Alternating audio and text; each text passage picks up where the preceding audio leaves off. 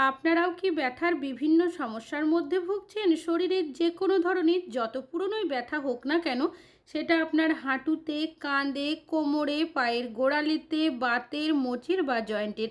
আজ আমি আপনাদের কাছে এমনই একটা রেমেডি শেয়ার করব, যেটা একবার ব্যবহার করলে 5 মিনিটের মধ্যে আপনাদের ব্যথা চলে যাবে। আপনাদের ব্যথাকে টেনে বের করতে সাহায্য করবে। আর এই রেমেডিটা বানানোও খুবই সহজ, আর ব্যবহার করাও খুবই সহজ। তবে কিভাবে ব্যবহার করবেন তার সঠিক পদ্ধতিটা আপনাদের জানতে হবে। এখানে আমি নিয়েছি করলা। উচ্ছে বা করলা আমরা প্রত্যেকেই খাওয়ার জন্য ব্যবহার করি। তবে এই উচ্ছে বা করলার মধ্যে এমন বেশ কিছু প্রপার্টিস থাকে, যেটা আমাদের ব্যথা দূর করতে খুব ভালোভাবে কাজ করে। তবে কিভাবে ব্যবহার করবেন তার সঠিক পদ্ধতিটা আপনাদের জানতে হবে। আমি এখানে একটা গ্রেটার নিয়েছি। গ্রেটারের সাহায্যে যে উচ্ছে বা করলার খোসার অংশটা থাকে, সেটাকে এভাবে গ্রেট করে নিতে হবে। বা করলার যে বীজের অংশগুলো রয়েছে সেগুলোও কিন্তু ফেলবো না, সেটাও ব্যবহার করব। আমরা অনেকেই আছি যারা দেখবেন ব্যথা দূর করার বিভিন্ন ধরনের পেন কিলার খেয়ে থাকি, বা ব্যথা দূর করার ক্রিম, ওষুধ বা স্প্রে ব্যবহার করি, যেগুলো ব্যবহার করতে করতে অনেকে আমরা বিরক্ত হয়ে গেছি, কোনো কিছুতে কিচ্ছু হয় না। আপনারও যদি জয়েন্টের জায়গার মধ্যে গ্রিস শেষ হয়ে গেছে, হাঁটার সময় হাঁটুতে কটকট আওয়াজ আসছে, তাহলে আজকে আপনাদের এই রেমেডিটা সব সমস্যার সমাধান করবে। তো সবার প্রথমে আপনারা কি করবেন, যে উচ্ছে বা করলাটা নেবেন, সেটাকে গ্রেটারের সাহায্যে ওপরের খোসার অংশটাকে গ্রেট করে নেবেন। আর নিয়েছি এখানে আমি টমেটো। যেহেতু মিডিয়াম সাইজের টমেটো নিয়েছি, পুরোটা ব্যবহার করব না, কিছুটা অংশ কেটে নিয়েছি। টমেটোর যে পাল্প বা যে রসটা থাকে, সেটাকে কি করবেন, গ্রেটারের সাহায্যে এইভাবে গ্রেট করে দেবেন। টমেটোতে থাকে প্রচুর পরিমাণের ভিটামিন সি, যেটা আমাদের স্কিনের জন্য তো খুবই ভালো। তাছাড়াও ব্যথা দূর করতেও খুব কার্যকরী এই টমেটোর পাল্প। তবে কিভাবে ব্যবহার করবেন চলুন দেখে নেওয়া যাক। টমেটোর খোসাটাকে সাইডে রাখলাম, সেটাও কিন্তু ব্যবহার করব। উচ্ছে বা করলার যে খোসার অংশটা রয়েছে, সেটার সাথে টমেটোর পাল্পটাকে আপনারা এইভাবে ভালো করে মিশিয়ে নেবেন।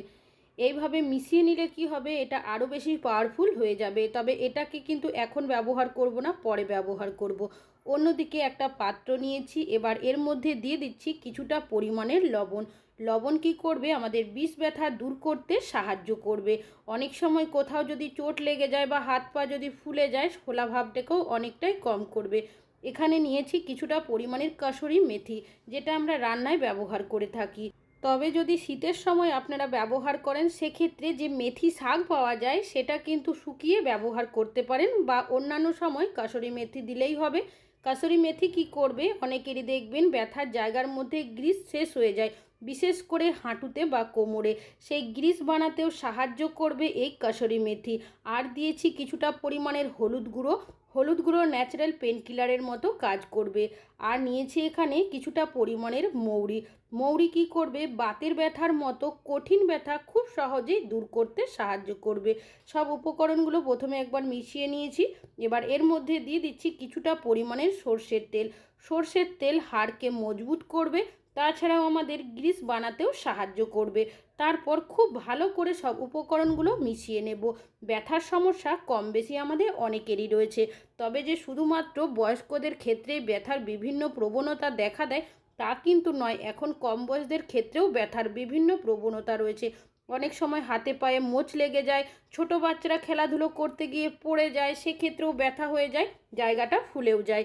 খুব ভালো করে মিশিয়ে নেওয়ার পর পাত্রটাকে গ্যাসের মধ্যে বসিয়েছি।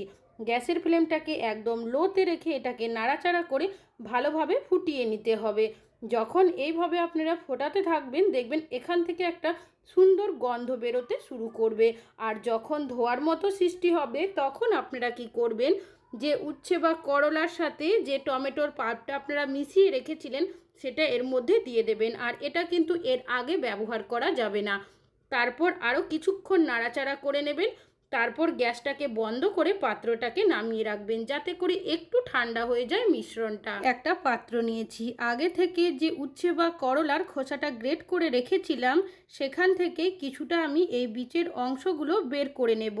এই উচ্ছে বা করলার বীজের মধ্যে এমন বেশ কিছু প্রপার্টিস থাকে, যেটা আমাদের ব্যথা দূর করতে খুব ভালো সাহায্য করে। বিশেষ করে অনেকেরই দেখবেন ব্যথার জায়গার মধ্যে কন কন শিরশির করতে থাকে, সেই শিরশিরানি ভাবটা অনেকাংশেই কম করে দেবে। যে টমেটোর খোসাটা রেখেছিলাম সেটাও দিয়েছি, আর দিয়েছি কিছুটা পরিমাণের লবণ। তারপর খুব ভালো করে মিশিয়ে নিয়েছি। এবার পাত্রটাকে গ্যাসের মধ্যে বসিয়ে দেব। গ্যাসের ফ্লেমটাকে মিডিয়ামে রেখে এটাকে খুব ভালো করে ফুটিয়ে নেব, যাতে করে উচ্ছের বীজ আর টমেটোর যে খোসার অংশটা রয়েছে এবং যে লবণটা ব্যবহার করেছি সবগুলো জলের সাথে মিশে যায়। খুব ভালো করে ফুটিয়ে নেওয়ার পর পাত্রটাকে নামিয়ে নিয়েছি। এখন কিন্তু এই মিশ্রণটা কুসুম গরম রয়েছে আর এই অবস্থাতেই ব্যবহার করতে হবে, একদম ঠান্ডা করে ব্যবহার করা যাবে না। এখানে একটা সুতির কাপড়ের টুকরো নিয়েছি, সেটাকে মিশ্রণের মধ্যে ভালোভাবে ডিপ করে নিয়েছি। কী কাজে এটা আপনারা ব্যবহার করবেন চলুন দেখে নেওয়া যাক। যে জায়গার মধ্যে আপনাদের ব্যথা করবে সেই জায়গার মধ্যে আপনারা কি করবেন, এইভাবে করে সেক দিয়ে নেবেন। অনেক সময় ছোট বাচ্চারা খেলাধুলো করতে গিয়ে দেখবেন হাতে পায়ে মোচ লাগিয়ে নেয়, তো সেক্ষেত্রেও কিন্তু এইভাবে করে আপনারা সেক দিয়ে নিতে পারেন, দেখবেন ব্যথা কিন্তু অনেকটাই কম হয়ে যাবে। তবে অনেকেরই ব্যথা এতটাই করতে থাকে যার কারণে দেখবেন বিভিন্ন ধরনের পেন কিলার, ব্যথা দূর করার ক্রিম বা ওষুধ ব্যবহার করতে হয়। হয়তো 2 থেকে 3 দিন ব্যথাটা একটু কম থাকে, আবারও কিন্তু ব্যথা করতে শুরু করে। কোনো কিছুতেই কিচ্ছু হয় না। তবে কোনো পেন কিলার, ব্যথা দূর করার ওষুধ বা অন্যান্য কোনো কিছু ব্যবহার না করে আপনারা যদি আমার ব্যবহার করার পদ্ধতিতে এই রেমেডিটা একবার ব্যবহার করেন, আপনাদের যে কোনো ধরনের ব্যথা কিন্তু খুব সহজেই চলে যাবে। তবে যখন আপনারা সেক করবেন সপ্তাহে 2 দিন সকাল সন্ধ্যা প্রথমে সেক করে নেবেন। তারপর কি করবেন, যে রেমেডিটা বানিয়ে রেখেছিলাম সেটা এখন কুসুম গরম হয়ে গেছে, তো সেটার মধ্যে যে তেল ভাবটা রয়েছে সেটাকে দিয়ে আলতো হাতে আপনারা এইভাবে ব্যথার জায়গার মধ্যে মালিশ করবেন। অনেকেরই দেখবেন হাতের আঙুলের মধ্যে এমনভাবে টান ধরে আসে, বিশেষ করে দেখবেন ভারী কোনো জিনিস তুলতে গেলে প্রচণ্ড ব্যথা করে। যখন রান্নাবান্না করতে যাই সেক্ষেত্রেও আমাদের সমস্যা হয়। তো আপনারা এইভাবে মিশ্রণ বানিয়ে আলতো হাতে মালিশ করবেন।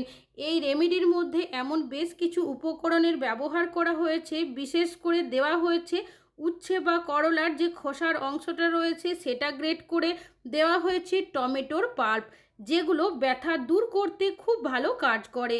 তাছাড়াও বাতের ব্যথার সমস্যা অনেকেরই রয়েছে। মৌরির কি করবে, আমাদের বাতের ব্যথার মতো কঠিন সমস্যাকে সমাধান করতে সাহায্য করবে। তাছাড়াও এখানে ব্যবহার করা হয়েছে হলুদ গুঁড়ো, যেটা ন্যাচারাল পেনকিলারের মতো কাজ করে। লবণ দেওয়ার কারণে বিষ ব্যথা দূর করবে। তাছাড়াও এখানে ব্যবহার করা হয়েছে সর্ষের তেল, হাড়কে মজবুত করবে। এমনকি অনেকেরই দেখবেন গ্রিস শেষ হয়ে যায় হাঁটুর মধ্যে, যেহেতু সর্ষের তেল দেওয়া হয়েছে, কসুরি মেথি, সেই গ্রিস বানাতেও সাহায্য করবে। আলতো হাতে এইভাবে মালিশ করবেন, দেখবেন ব্যথা কিন্তু অনেকটাই কম হয়ে যাবে। আর অবশ্যই কিন্তু সপ্তাহে 2 দিন সকাল সন্ধ্যা আপনাদের স্টেপ বাই স্টেপ রেমেডিটা ব্যবহার করতে হবে। তবে যাদের অতিরিক্ত ব্যথা থাকবে তারা কি করবেন, মিশ্রণ বানিয়ে অবশ্যই আগে ভালোভাবে মালিশ করবেন।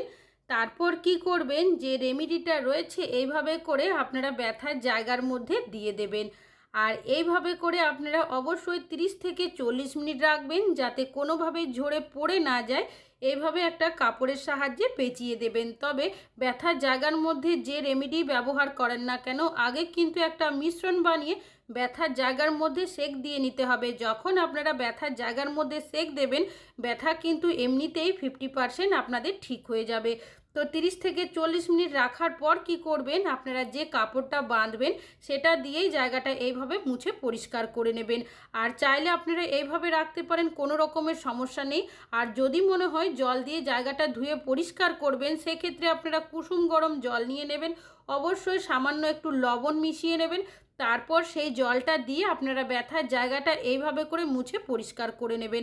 আপনারা যদি এই রেমেডিটা স্টেপ বাই স্টেপ ব্যবহার করেন, আপনাদের যে কোনো ধরনের ব্যথা কিন্তু নিমেষের মধ্যেই ঠিক হয়ে যাবে। তাছাড়াও এই রেমেডিটা এতটাই পাওয়ারফুল, বাচ্চা থেকে বয়স্ক যে কোনো বয়সের মানুষ কিন্তু ব্যবহার করতে পারে। আশা করছি আপনাদের রেমেডিটা কাজে আসবে।